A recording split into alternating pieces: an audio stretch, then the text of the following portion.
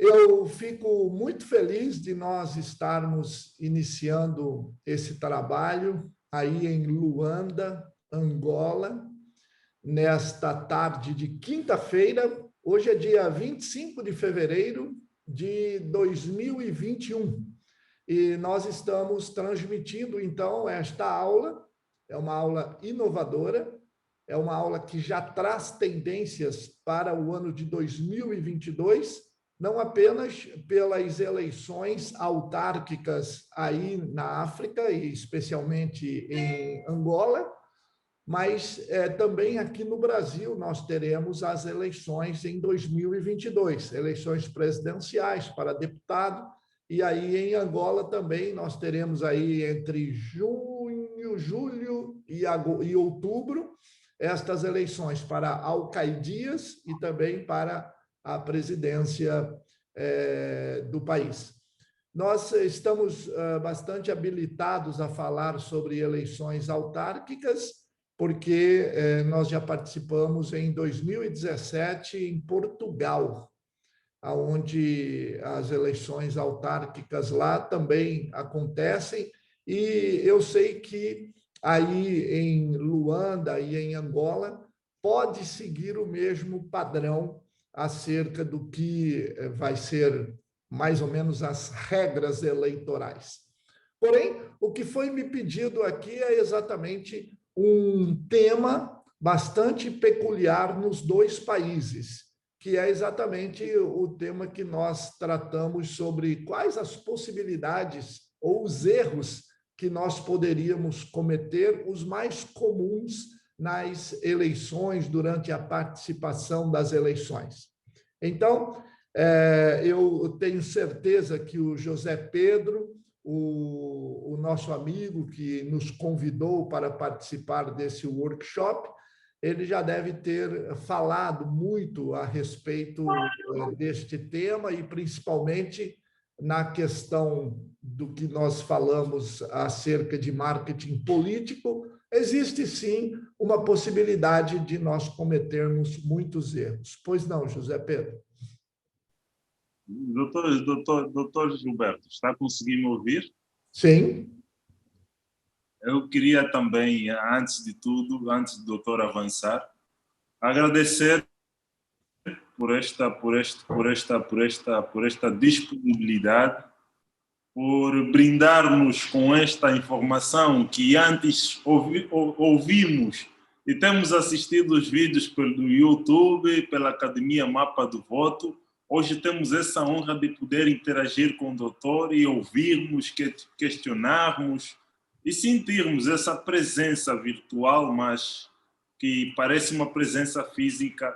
E muito obrigado, agradecemos por isso e sabemos que daqui não vamos sair as mesmas pessoas que entramos, vamos sair diferentes, mais habilitados e mais capacitados com os insumos que vamos receber do doutor. É um prazer imenso.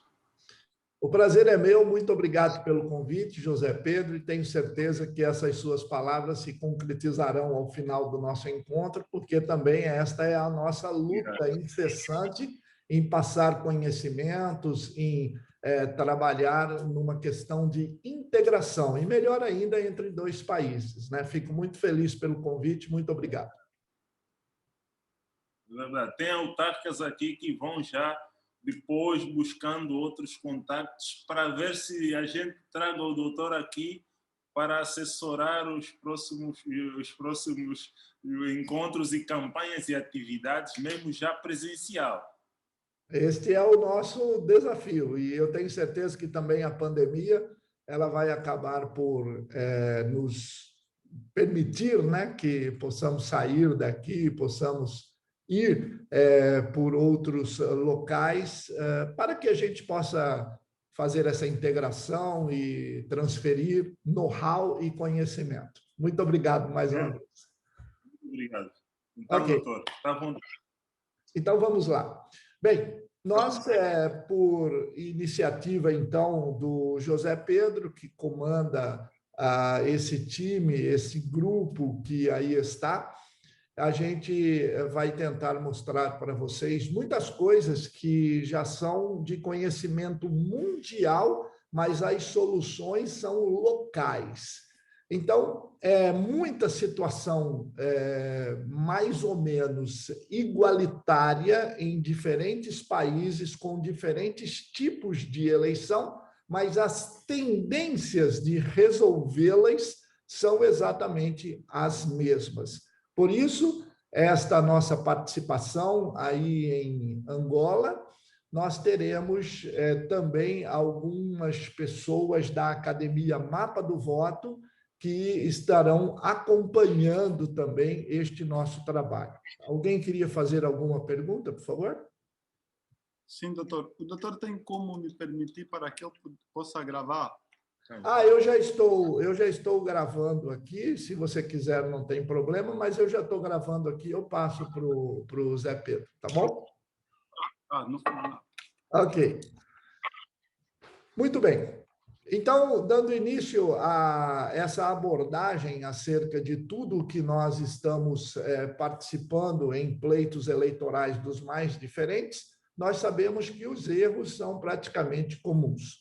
Então, nesse momento, para aqueles que ainda não me conhecem, né, eu gostaria de me apresentar acerca do trabalho que nós estamos realizando já há muitos anos, e nós estamos fazendo com muita primazia, nós estamos fazendo com muita eficiência, porque os resultados eles vêm acontecendo de uma forma bastante interessante.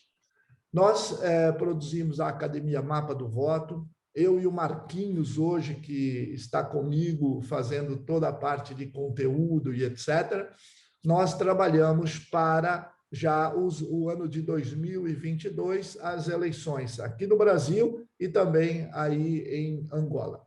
Nós estamos sabendo que esta pandemia mudou muito, nós fizemos muitos estudos acerca do que aconteceu na eleição passada. Aqui no Brasil, nós tivemos a eleição em 2020, agora, no ano passado, já repletas de novidades frente à questão da pandemia. E nós tivemos que nos adaptar a uma série de coisas.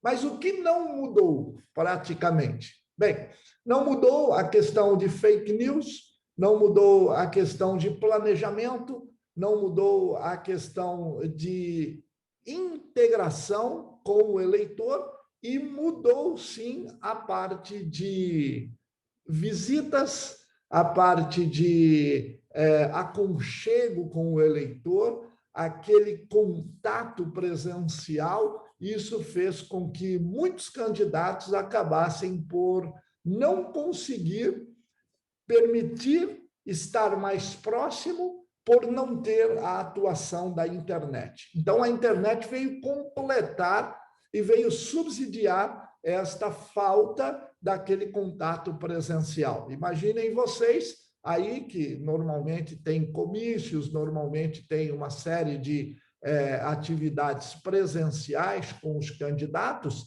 e, de repente, isso tudo é banido, isso tudo é ceifado. As pessoas não podem mais visitar em casas, não podem mais abraçar, não pode mais festejar, não pode mais se prontificar a estarem sempre conversando muito próximo com o eleitor, enfim. Bem, então, isso daí é uma coisa que nós tivemos que nos adaptar. E a internet veio para trazer esta adaptação, ou facilitar, pelo menos, esta adaptação. Nós também sabemos que vocês têm aí o MPLA, o Movimento para a Libertação de Angola, que é um dos partidos mais fortes aí, e depois tem os demais partidos que tentam ingressar e tentam ampliar o seu espaço no espectro eleitoral. Isso é muito importante, porque é realmente com esta vontade que vocês têm, é realmente com esta força de atuação e mobilização que vocês conseguem galgar espaços. Em política, nós falamos que não existe vácuo. não existe espaço deixado pelo candidato A ou pelo candidato B. Ah, agora perdeu o deputado da região ou da freguesia ou de uma cidade. Então, está aí um espaço que a gente pode, nós podemos nos acomodar neste espaço. Isso é pura verdade, porque imediatamente aquela retirada de um candidato que perdeu a eleição, aquele espaço é imediatamente preenchido. Isso em todos os lugares. Então, não há espaço vago, há espaço a ser conquistado. Vou repetir, não há espaço vago, há espaço a ser conquistado. Então, este espaço que nós devemos conquistar é exatamente o espaço pelo qual nós entendemos que as pessoas lutam hoje em todos os lugares do mundo. E, para isso, nós temos que, num primeiro momento, lutar muito contra o que chamamos de fake news. Então, fake news é algo que distorce a notícia, tá? E que faz com que nós tenhamos que colocar a nossa versão sobre qualquer tipo de relato. A fake news, chamada também de desinformação, é exatamente o que nós temos para uma vasta luta de tentarmos colocarmos o que foi falado, da forma que foi falado, a esclarecer todas as pessoas. Nós lutamos hoje contra as informações diferenciadas das questões das vacinas, das questões da pandemia e das questões da própria cura do coronavírus, aonde existem cientistas trabalhando para uma forma de tentar achar uma solução e existe muito mais pessoas que criam versões para acabar por desmistificar e também posicionar-se de forma muito diferente de cientistas e de pessoas que estão interessadas em acomodar e achar rapidamente a cura para tirar o mundo da onde está neste momento. E para as eleições? Para as eleições é exatamente a mesma coisa. Nós sabemos que todos tentam criar versões sobre candidatos adversários e estas versões elas podem acabar por ganhar uma grande relevância, causando ao próprio foco da notícia, ou, vamos, entre aspas, a vítima, aquela pessoa que está sendo alvo desta desconstrução, ela acaba, se não tiver uma boa comunicação, sendo realmente desgastada por completo e, o mais importante, sendo vítima de boatos que, por serem repetidos muitas vezes, incessantemente, numa ação coordenada do adversário, acabam, sim, convencendo a maior parte da população. Então, como vocês estão anotando, o primeiro detalhe que vocês têm que principalmente se prepararem para ingressar em uma eleição é ter a comunicação ordenada. Então, por favor, anotem comunicação ordenada. O que significa comunicação ordenada? É nós termos não apenas o caminho de ativação das nossas notícias, das nossas informações, do nosso candidato, como também termos imediatamente um outro caminho pronto para a defesa sobre qualquer tipo de situação criada. Então, são dois caminhos da comunicação. O primeiro é de você demonstrar a que veio as qualidades, as metas, os objetivos e os planos do nosso candidato.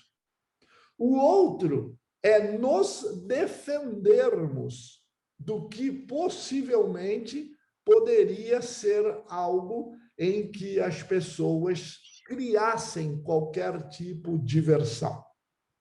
Então, isso acontece no nosso dia a dia, e se você tem uma comunicação orquestrada, aí sim você vai conseguir ter este tipo de planejamento efetivo, tá?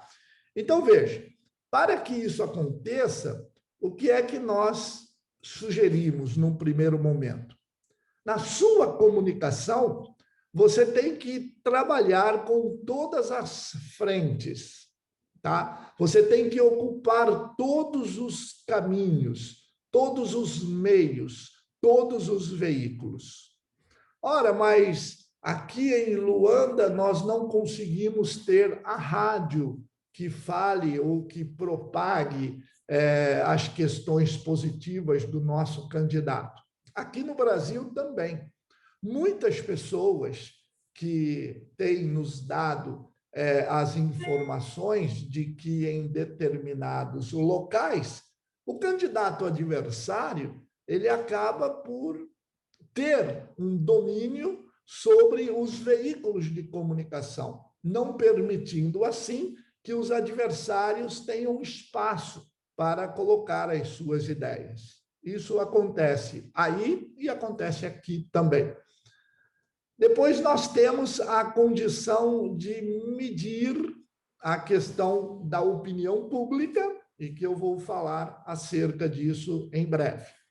Nós temos o plano de governo, ou exatamente a que veio o seu candidato, e também nós temos a questão de TVs e questão de webs. Bom, TVs e vídeos para webs, eles são mais ou menos muito próximos uns dos outros, porque às vezes nós temos espaço na televisão em horário eleitoral gratuito, mas isso é muito próximo da campanha. E vocês aí que vão trabalhar com eleições autárquicas, o formato é muito interessante. É o formato em que você, por um longo tempo, faz uma campanha baseado no nome de uma pessoa e depois, na hora de votar, o eleitor ele vai votar no partido e assim ele elege uma lista completa. Então, isso em comunicação, eu sempre digo que não é muito simples. Você massifica o nome do nosso candidato, massifica muito. Então, o nosso candidato chama Antônio Carlos, por exemplo. Nosso candidato chama Antônio Carlos. Você faz 6 meses, 8 meses, 9 meses a campanha em cima do Antônio Carlos, depois ele vai votar no partido XYZ. Então, esse tipo de situação é muito importante que vocês não deixem para comunicar isso logo lá no final, onde o eleitor já está com praticamente todas as mensagens apuradas, absorvidas, mas, de repente, ele acaba por ter de imediatamente trocar o nome pelo partido e saber que, junto com este voto, vem uma lista completa. Aqui no Brasil, nós votamos no número também. Então, a gente tem mais ou menos o mesmo problema. Porém, nós temos aqui 45 dias para divulgar o número do candidato. porque nós fazemos o que chamamos de pré-campanha. Então, aí também, em Angola, o nome é o mesmo, pré-campanha, e nós fazemos todo o trabalho de pré-campanha até o momento de entrarmos no período de campanha eleitoral. Ali nos é permitida a divulgação do número do candidato, porque quando chegar na urna, o eleitor vai votar no número. Então, este momento é um momento em que nós temos de nos atentar a esta substituição, tá, do nome pelo número, ou a melhor forma de explicar é a junção do nome com o número. Por que eu digo isso? Porque existiu uma eleição aqui há pouco para presidente, que uma candidata, ela no dia 30 de setembro, eleições aí no dia 3 de outubro, até no dia 30 de setembro ela não tinha massificado o número dela. Foi um dos erros estratégicos mais brutais de uma campanha para presidente. Então, ela ficou preocupada em dar tanta demonstração de si, do seu plano, das suas ideias, que ela acabou por deixar de uma forma secundária a divulgação do número. A divulgação é atrelando o número ao nome. Mas, para isso, nós usamos muito a internet, nós usamos muito os vídeos, que aí, por intermédio das vinhetas, por intermédio dos selos que se coloca no canto superior, você acaba colocando o número para massificar. Mas o quanto isso nos traz de benefícios e como é que nós sabemos? Então, agora eu vou voltar na pesquisa. A pesquisa é uma fonte, então é a nossa segunda fonte, vocês anotaram a primeira, que foi comunicação, a segunda é pesquisa, tá? Não há comunicação efetiva se nós não tivermos o acompanhamento da opinião pública por intermédio da pesquisa. Porque você se comunicar é uma coisa, mas você saber que está tendo realmente efetividade a sua comunicação, se você está falando para as pessoas de forma a eles entenderem, é outra coisa. Então, você dar uma mensagem, ok, mas todos entenderam? Não. A minha mensagem, apenas 30% entenderam. Então, ela pouco serviu. Quanto que ela serviu? Ela serviu 30%. Você perdeu 70% de oportunidade de que a sua comunicação efetivamente chegasse às pessoas. E assim como no Brasil, aí em Angola, nós temos pessoas de diferentes classes sociais, de diferentes status, nível de instrução, grau de instrução, enfim. Nós temos que conversar com todos de uma forma básica, aonde a nossa mensagem consiga atingir a todos.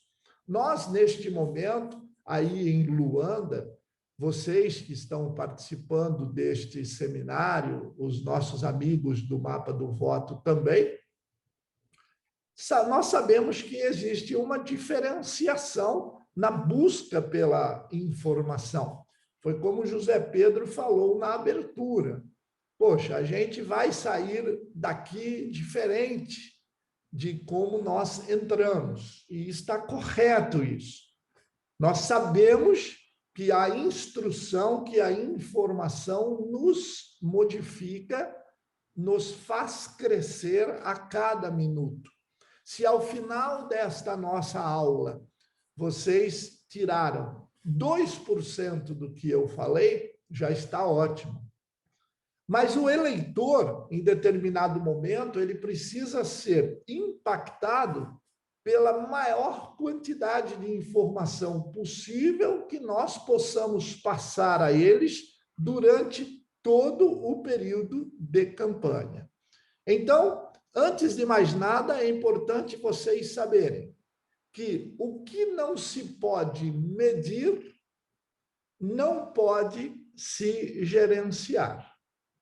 Isso é muito simples, tá? O que você não consegue medir, você não consegue gerenciar. Ou seja, por que neste momento eu tenho que medir o quão importante foi o que eu acabei de passar ao meu eleitor? Para ver exatamente até onde nós conseguimos impactá-los e traduzir as nossas metas ou as metas dos nossos candidatos até a pessoa mais simples possível aí de Luanda ou de alguma outra cidade de Angola, de outro estado. É algo muito importante vocês medirem toda esta forma de não só conversar com eles, mas convencê-los. E este é um dos motivos, o convencimento. Então, nós precisamos, vocês já anotaram aí, a primeira parte foi a comunicação muito bem feita. A segunda parte foi exatamente a parte de pesquisa. São 13h45. E a terceira parte, exatamente sobre como que nós vamos atuar na terceira parte do nosso trabalho. A terceira parte é aquela que nós não podemos menosprezar o nosso adversário. Menosprezar, todos aí sabem o que significa, por favor? Sim. Ok, é a mesma palavra, né? Então, se você menosprezar o seu adversário, você não vai conseguir entender se tudo foi positivo durante esse trabalho ou não. Porque menosprezar o adversário é você acabar por tentar se engrandecer num processo eleitoral e, normalmente, isso não dá certo. É um grande erro você achar que você é superior ao seu adversário. Então, nós temos que respeitar, nós temos que entender e nós temos que trabalhar, pelo menos planejando que nós temos, sim, um adversário forte e capaz de vencer as eleições. Eu já vi N exemplos das pessoas entrarem em uma eleição naquele ritmo, naquele clima do já ganhou e ter uma super surpresa na urna. Então, o primeiro item, comunicação ordenada. Segundo item, pesquisa. E terceiro item, menosprezar o adversário. Esta é uma forma que nós não podemos trabalhar, porque nós temos que respeitar o adversário e nós temos que fazer com que ele entenda que nós estamos respeitando. E saiba também os nossos eleitores, as pessoas do nosso grupo, que nós não estamos entrando para tentar nem para brincar. Nós estamos entrando para ganhar, e isso só se faz de forma profissional. Muito bem. Aí nós precisamos de planejamento. Claro, o planejamento é algo que vai de agora, do momento em que vocês estão, até o momento da eleição. Vocês têm que saber todos os próximos passos que vocês vão dar. Vocês têm de saber como é que isso funciona e aonde é que vai dar. Não adianta vocês terem um excelente planejamento, tá? Um excelente trabalho de comunicação, boas pesquisas, se vocês não conseguem gerenciar as informações que vocês têm. Então, vocês precisam ter todas as informações, sentar nesta bonita sala que vocês estão aí, botar a cabeça para funcionar e fazer o melhor planejamento possível para que haja, sim, condições de vocês trabalharem com economia de tempo e de dinheiro. Somente com o planejamento vocês conseguem ter economia de tempo e de dinheiro. E hoje, em uma campanha, não é muito simples nós termos recursos para que a gente possa trabalhar. Então, às vezes, as nossas campanhas, aí e também aqui no Brasil, tem uma falta de recurso muito grande. Só o planejamento resolve este tipo de situação. A comunicação, como nós falamos lá em cima, você precisa cavocar, você precisa mineirar, você precisa estar muito ativo a conquistar cada vez mais espaço. Ora, Gilberto, mas como é que eu faço para conquistar estes espaços? É preciso entrar numa conversa, criar histórias e gerar assunto. Então, a partir do momento em que você entra na conversa, você cria histórias, você gera assuntos.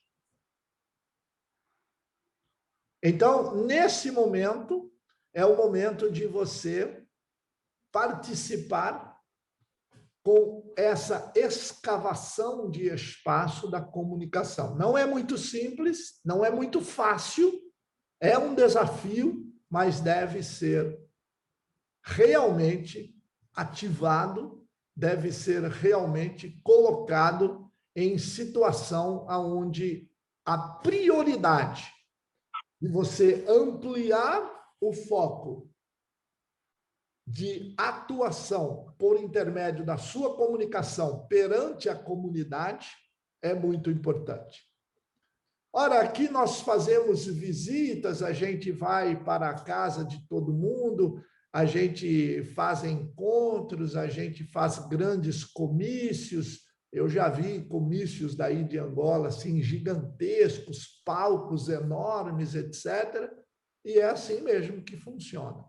Mas para chegar neste contexto, além da comunicação, você vai precisar, como último item, da mobilização. E essa mobilização é o que faz todos gostarem demais dos seus candidatos. Faz com que todos amem os seus candidatos. Faz com que todos defendam os seus candidatos. E por intermédio da mobilização, nós entendemos que nós criamos os detratores, que eles acabam por tentar fazer com que a gente se desgaste na imagem, e vocês acabam também criando os seus defensores. Então, nós temos, nesse momento, os detratores e os defensores. Os detratores são aqueles que vão tentar fazer com que a gente consiga, na realidade, ter uma parte de pessoas nos desconstruindo, enquanto do outro lado nós teremos os defensores, uma parte tentando nos defender. Bem, e para isso é importante vocês saberem que os nossos defensores, eles sempre estarão, de uma certa forma, um pouco mais enfraquecidos. Ora, por que que eles se enfraquecem? Porque o desgaste, ele acaba sendo visível. É uma notícia muito forte, uma notícia muito impactante, uma notícia cheia de inverdades, que por se repetir várias vezes, acabam tornando-se verdade. E isso não que é verdade leal dos fatos, mas é um mundo diferente que nós estamos vivendo. Qual é esse mundo diferente? O nosso professor da PUC do Rio Grande do Sul, em uma de suas aulas, mostra a imunização cognitiva. A imunização cognitiva, feita pelo professor Walter Long, é aquele que você começa a brigar, vamos dizer que vir de encontro com quem você imagina não participar das suas ideias. E você começa a fugir deste espectro. Só da pessoa não gostar do que você gosta, já começa a criar uma situação muito ruim, num embate possível e numa discussão futura, com toda certeza, perdendo os dois lados. Essa forma nova de vivermos está muito na política. Se você pertence a um grupo que não é o grupo que eu gosto, eu já não gosto de você. E, na realidade, nós podemos, sim, ter muitos amigos, independente da ideologia. Nós podemos ter muitos amigos, independente do que eles gostam ou do que eles não gostam. Mas aqui no Brasil também acontece exatamente a mesma coisa. Então, se a pessoa já não concorda comigo, ela já se torna minha inimiga. E não é nem adversária política, é inimiga. É inimiga de vir com bandeira na rua, de dar na cabeça do cara, algo assim, entende? Então, não é muito simples este momento que nós estamos vivendo, como pontua o professor Walter Long. Se um canal de televisão dá demonstrações claras de que ele é contra o meu candidato, esse canal já não serve mais para mim. Então, você tem que ter, sim, condições de mostrar que você é uma pessoa inteligente ao ponto de você entender que você pode ouvir, apurar, filtrar e internalizar o que você desejar, do que te fere, do que te ampara, do que te agride ou do que te afaga. Então, nós podemos e devemos ser muito mais inteligentes, como aí vocês são, eu tenho certeza, para medir, mensurar, absorver e internalizar o que lhe interessa, também dos adversários. Então, O que vocês têm que fugir na realidade é da imunização cognitiva. E aí, como é que você consegue fugir dessa imunização cognitiva? Você tem que colocar os porquês. Então, nosso último item que vocês vão escrever é os porquês. Quando você... Pois não. Sim, doutor. Eu gostaria de saber o que é a imunização cognitiva.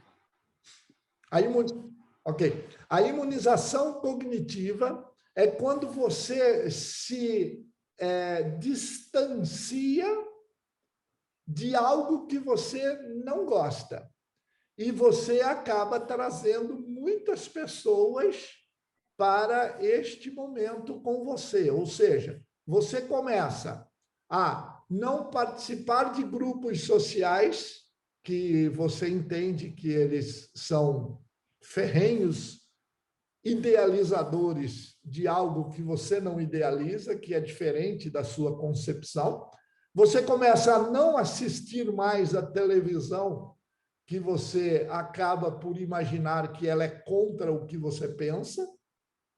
Você acaba não lendo jornais de que tenha editoriais que você talvez não compactue.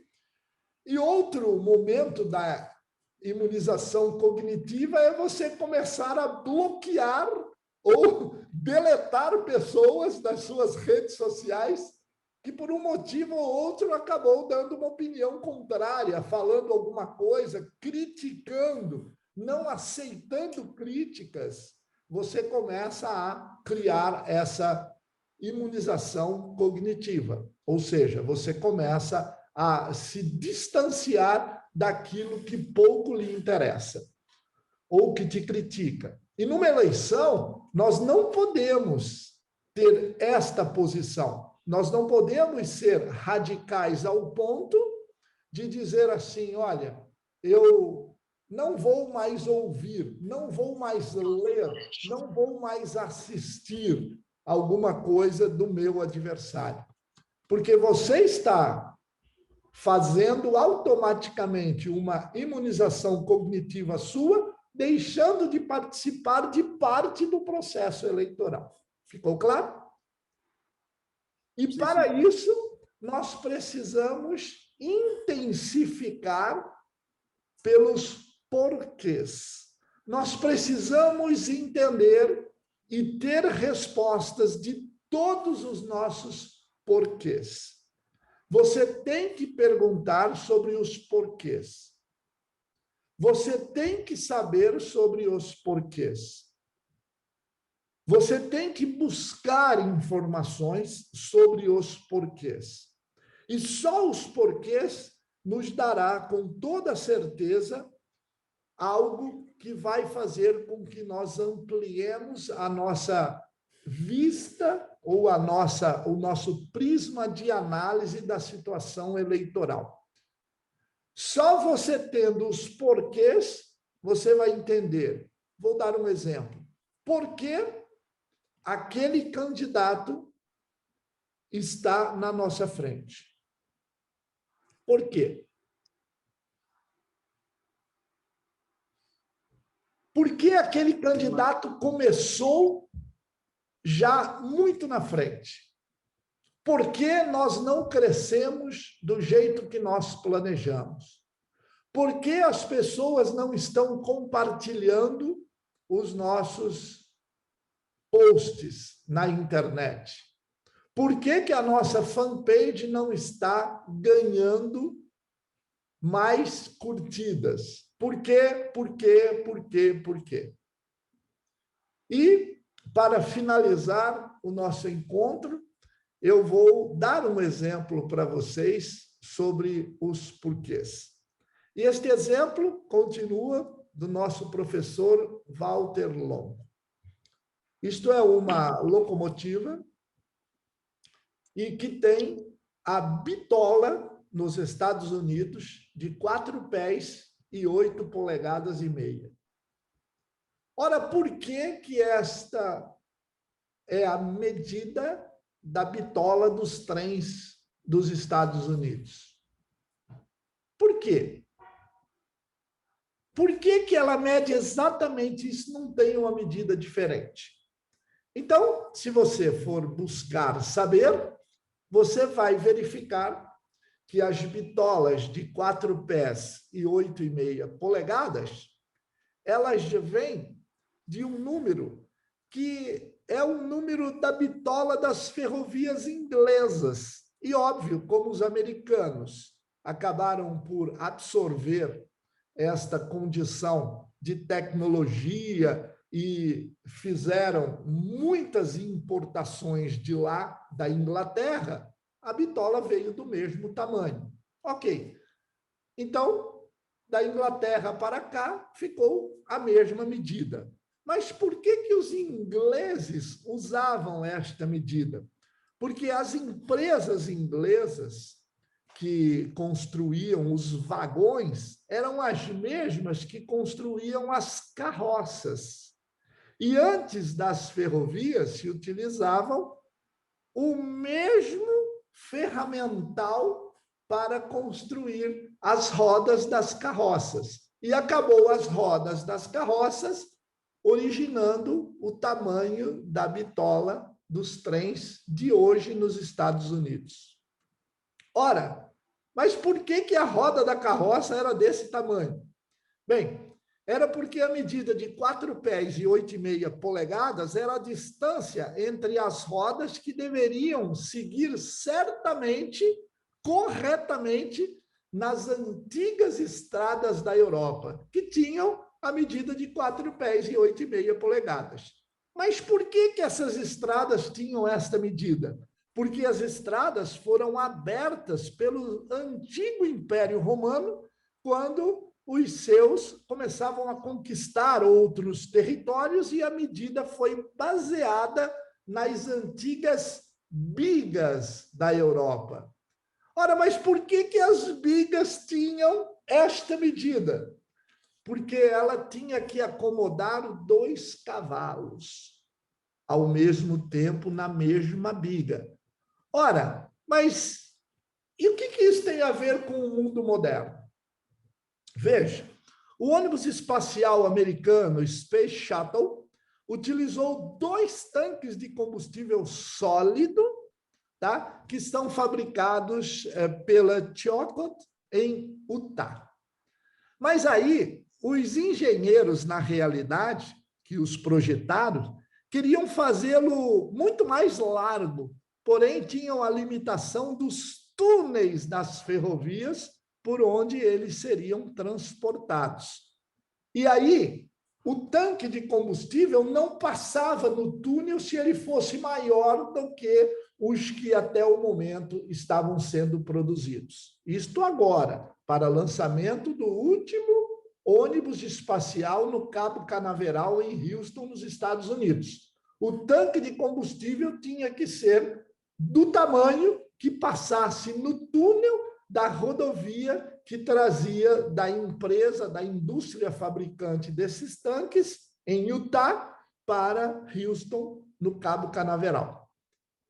Ora, quer dizer, então, que o tubo dos tanques do combustível sólido acaba por ser originário em uma medida que passe nos túneis, porque a bitola da rodovia é daquele tamanho. Então, nós temos, ao final da história, que hoje a mais avançada engenharia mundial em design e tecnologia acabou sendo afetada pelo tamanho do traseiro do cavalo da Roma antiga. Então, esta é a versão nossa do porquê. Então, de uma medida da bitola, ela se originou na largura do traseiro do cavalo da Roma antiga. E até hoje é assim. Por isso, nós precisamos saber os porquês. Quando eu disse a vocês para entrar no planejamento, sentar e fazer o melhor planejamento possível, vocês vão verificar que vocês terão muitos porquês. Aí em Angola e aqui no Brasil. É igual. Planejar é entender e tentar imediatamente ter as respostas dos mais simples porquês. Porque é na simplicidade que você pode acabar perdendo uma eleição. Muito obrigado a todos os amigos daí de Luanda. Obrigado, José, pelo convite e espero que vocês tenham gostado. Foi uma aula muito interessante. Eu acho que só vou dar uma chance de cada pessoa remeter a uma questão ao doutor. Claro. Não sei se temos essa possibilidade. Então, vão se apresentando e vão colocando a questão. Ok. Sim. Boa tarde, aqui em Angola. Eu sou Jesus Domingos e sou pré-candidato às autarquias locais cá em Angola, lá no meu município. E a minha pergunta é relativamente ao que o professor estava a dizer sobre a questão dos fake news. Relativamente aos fake news, é bom responder o que podemos responder os fake news de outros candidatos. Eu não consegui ouvir direito a sua pergunta. Se você puder chegar um pouco mais próximo do computador, por favor. Certo. A questão dos fake news. Sim. Eu penso que sim, é uma questão muito importante. Nós, os candidatos, como é que podemos responder os fake news de outros candidatos? Será que é bom responder ou então, não? Eu para entendi. evitar... Ok, eu entendi agora. A resposta para fake news, ela deve ser muito medida. Você falou muito bem, de uma forma muito inteligente. Há certos fake news que não devemos responder, porque você acaba criando um embate desnecessário. Então, você tem que medir, você tem que apurar e você tem que depois decidir se você responde ou não. Como é que você mede e apura? Em primeiro lugar, quem escreveu fake news? Foi um cara lá que ele é zero à esquerda. Eu não preciso responder. Depois, ele postou na página dele, mas não teve relevância nenhuma. Também não preciso responder. Agora, se ele fez um fake news, é uma pessoa dada que importante, e de repente ela posta num lugar e tem uma grande relevância, e o conteúdo lhe dá a oportunidade de você mostrar que é fake news, é importante você responder. Então, você tem que medir e apurar tudo isso. Próximo. Obrigado, doutor. Imagina. Obrigado você. Tem mais alguém? Tem sim, doutor.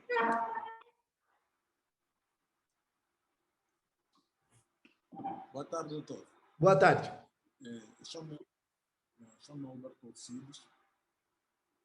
Na verdade, nós temos assistido nas campanhas eleitorais acusações mútuas de um candidato a outro. E aqui o doutor nos disse que não podemos menosprezar um candidato. Como é que isso tem acontecido, então? Sei que tem havido acusações entre candidatos uns aos outros. Exatamente. Esse é um problema aqui no Brasil e principalmente nos Estados Unidos, no Chile, na Argentina. Isso é muito comum, né? Por onde nós passamos para auxiliar os candidatos em eleições em diversos países, isso é muito comum. É uma situação que, quando você inicia a campanha, você dá o tom da campanha. Então, eu, estrategicamente, não dou esse tom inicial. Se você acompanhar, por exemplo, as eleições dos Estados Unidos, onde se paga para fazer propaganda, onde se paga para fazer. Aqui no Brasil, você não paga para fazer propaganda, você tem um horário grátis. Nos Estados Unidos, você paga. O primeiro dia da eleição na televisão, a primeira veiculação já é atacando o outro candidato. Eles esquecem de falar dos planos de governo, eles já vão para o ataque, para o embate direto. Eu não costumo começar uma campanha assim, tá? Porque hoje o público está realmente mais qualificado, ele está mais entrosado e ele tem mais informações por intermédio desta parte de notícias e via redes sociais e acaba informando as pessoas, todos acabam. Então, eu orientaria você a não dar o tom da campanha. Deixe ser agredido primeiro, para depois você, então, aí medindo tudo aquilo que eu disse, você faria isso. É uma prática comum. Eu sempre, em entrevistas, em rádio e televisão, eu digo, você nunca viu um médico ir numa rádio e acusar o outro médico, xingá-lo, tentar denegrir. Você nunca viu um engenheiro de obras ir no rádio ou na televisão e criticar veementemente um outro colega de profissão, um outro engenheiro. Você nunca viu uma enfermeira fazer isso com outra enfermeira, você nunca viu um vendedor fazer, mas você vê políticos. E por que o político faz isso? Porque ele acredita, como foi anteriormente, que se eu começar a me debater, tentar desconstruir você e etc., eu vou subir na pesquisa. Você não sobe, você pode descer o outro, mas subir você não sobe. Então, às vezes, dependendo do estágio que você está na eleição, por isso você precisa da pesquisa, não seria importante você começar assim. Se começo uma eleição com o candidato nosso com 3% ou com 43%, nós não vamos para o embate direto. Tá? Essa é a primeira posição nossa. Óbvio, se lá na frente nós formos agredidos veementemente, algo muito forte e tal, você tem que responder. Mas, imediatamente, eu aconselho a você, se eu estivesse aí do seu lado, eu diria, não agora. Entenda primeiro o espectro eleitoral, para depois você tomar uma posição. Não inicie desta forma, ok? Obrigado. Imagina, obrigado a vocês.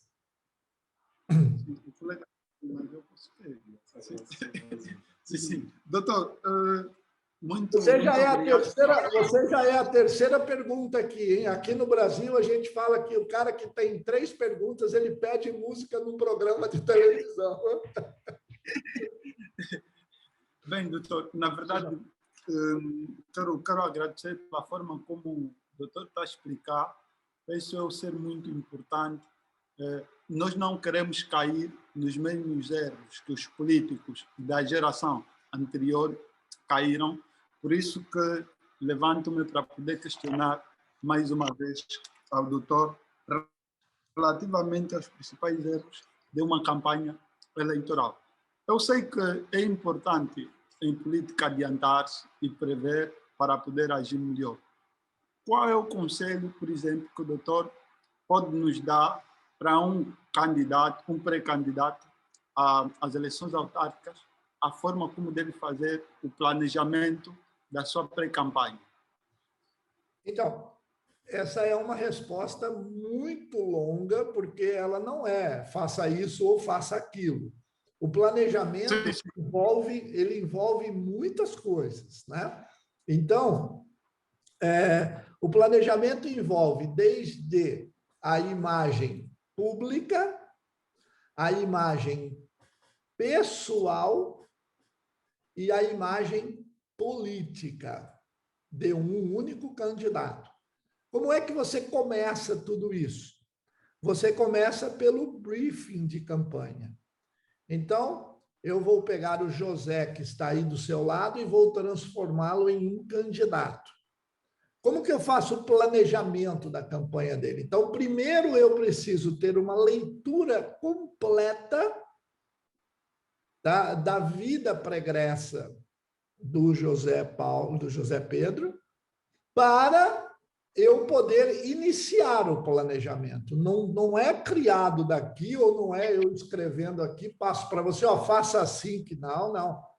Ela deve ser baseada em um briefing. Ou seja, o Zé Pedro, ele fez isso, fez aquilo, ele se formou, ele trabalhou com uma conscientização popular, ele trabalhou em alguma coisa social, ele ajudou muitas pessoas, etc. Mas, lá atrás, o José Pedro cometeu um erro, um acidente de carro, por exemplo, tá? Que este acidente poderá ser colocado lá na frente da campanha. Então, eu tenho que me planejar para tudo. Então, este tudo, que seria uma resposta muito longa para você, porque ela compete vários itens, está este acidente de carro, e ele tem que estar lá pontuado para que, se o adversário levantar esta questão, tá, a gente acaba por ter que responder. Nós tivemos uma campanha aí que, uma semana antes do início da campanha, o nosso candidato ele se envolveu num acidente com vítimas fatais. Aquilo lá, assim, mudou completamente o planejamento da campanha, tá? Então, é óbvio que, se é acidente, é uma coisa que o próprio nome já diz, não é intencional, mas muda a opinião pública, né? Então, nós tivemos que ter aí determinadas situações, e que depois o candidato acabou não concorrendo mais à eleição. Ele nem entrou para participar da eleição, porque a gente entendeu que não haveria planejamento possível para tentar resolver esta questão perante a opinião pública, né? Então, foi um acidente muito grave, ele também se machucou muito, tudo. Então, ele acabou tendo problemas de locomoção e não daria para fazer a campanha. Mas um planejamento, ele se faz primeiro com o briefing. Depois tem outros aspectos aí, mas primeiro o briefing. Você tem que entender o candidato para fazer o planejamento. O resumo da sua pergunta é a seguinte: não existe um planejamento para o Antônio, que é o mesmo planejamento para o José, que é o mesmo planejamento para o Marcos. Não tem. Tá? É uma coisa exclusiva para cada candidato, que é muito diferente do outro. Ok? Doutor, só tenho de... Não sei se posso pedir uma salva de palmas para o doutor. Imagina, obrigado. Obrigado. Obrigado, doutor Gilberto, muito obrigado mais uma vez por esta brilhante apresentação, por este brilhante ensinamento. Estou aqui, vamos conversando sempre, vamos interagindo sempre, e até mesmo deste ano, ou princípio do próximo, o doutor Gilberto estará aqui. Muito obrigado, estou à sua disposição. Muito obrigado. Obrigado, muito obrigado. Obrigado a todos, Fechado. Um grande abraço a todos, bom trabalho e bom final de workshop. Obrigado, obrigado. Obrigado. Obrigado, doutor. Muito